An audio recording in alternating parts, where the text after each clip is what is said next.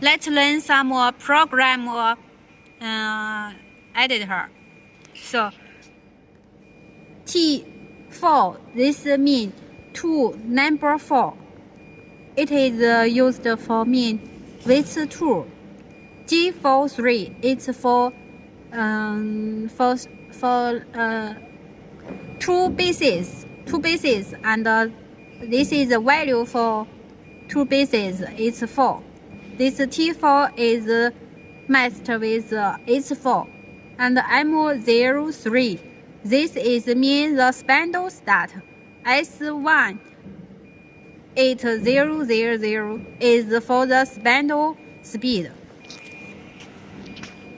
And each program, at the end of the program, you must input M05. It means this program end. And it can also put in M30 是吧 M05 是主轴停止 M05 is mean the spindle stop, and M30 is mean all total end.